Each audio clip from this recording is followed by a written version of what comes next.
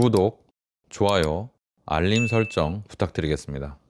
안녕하세요, 털보이사입니다. 오늘은 듀피트렌 병에 대해서 말씀드리겠습니다. 듀피트렌과 하키나이프 시술에 대해서 말씀드릴 건데요. 듀피트렌 병은 손가락이 이렇게 점차 구부러져서 펴지지 않는 상태로 일상생활에 큰 불편을 초래하는 질환입니다. 이 병의 치료는 주로 수술을 통해서 이루어졌고요. 비수술적인 방법, 그러니까 바늘로 해서 이렇게 인대를 끊어주는 그런 방법이 있었는데, 최근에 제가 하키나이프로 시술을 진행을 하고 있습니다. 그랬더니 장점이 많아서 여러분께 소개를 해드리려고 합니다. 하키나이프 시술의 장점은요, 주사 바늘을 이용해서 인대를 이렇게 끊으려고 하다 보면 이게 잘 안 됩니다. 주사 바늘이라는 것이 찌르는 용도지 끊는 용도가 아니기 때문에 굉장히 불편하죠. 그러나 하키나이프는 이렇게 끊는 용도거든요.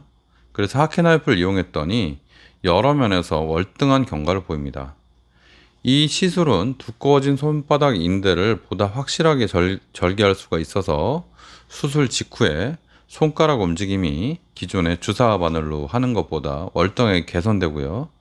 주사 바늘로는 인대를 완전히 절단하는데 한계가 있어서 재발이나 그런 게 문제였는데, 하키나이프를 이용하면 정밀하고 강력하게 확실하게 인대를 절개할 수가 있어서 결과가 훨씬 뛰어납니다.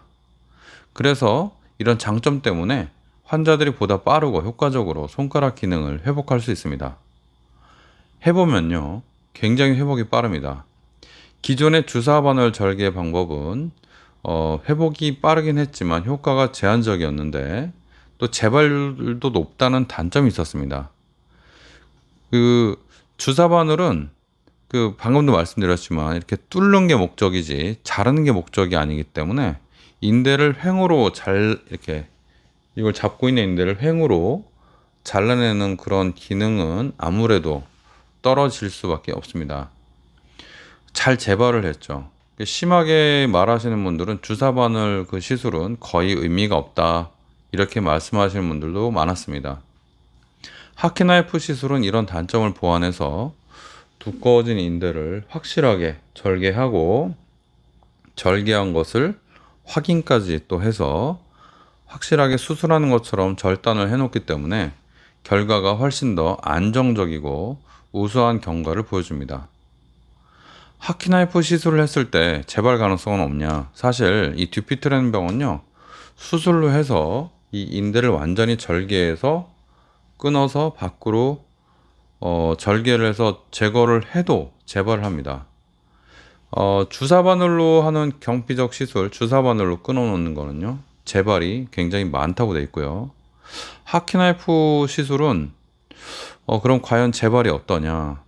그거에 대해서는 제가 2년 정도밖에 데이터가 없어서 확실하게 말씀드리기는 어렵지만, 주사 바늘로 하는 재발은 1년만 해도 재발률이 꽤 50%까지 있다고 하는 분들이 많아서 그 논문들이 있습니다.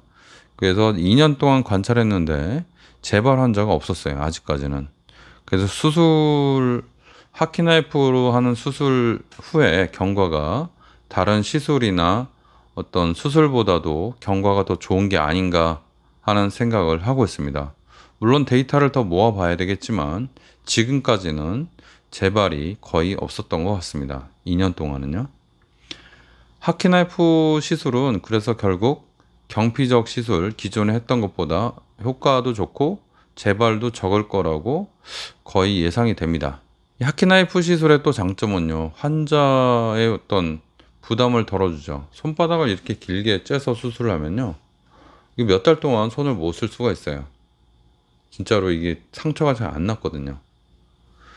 이 하키나이프로 시술을 했을 때 만약에 재발해서 뭐가 또 이렇게 약간 생겼다, 재시술하면 되죠.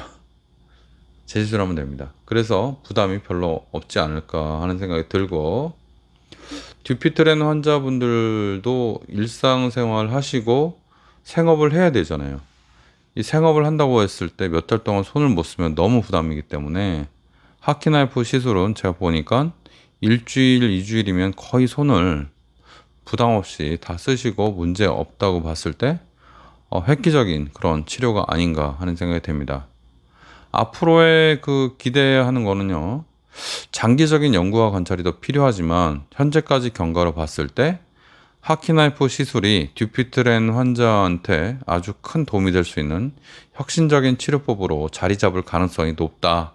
이렇게 생각이 됩니다. 특히 기존의 그 주사 바늘로 하는 시술에 비해서는 월등한 것이 확실하고 절개해내는 수술하고 비교를 좀 재발면에 있어서 한번 해봐야 될 것 같습니다. 결론적으로 하키나이프 시술은 듀피트렌 병에 있어서 간편하고 회복이 빠른 효과적인 방법이고 재발이나 아니면 그 회복에도 굉장히 도움이 될 것 같다. 그 재발률도 적고 회복도 잘 될 것 같다. 이렇게 생각하시면 되겠습니다.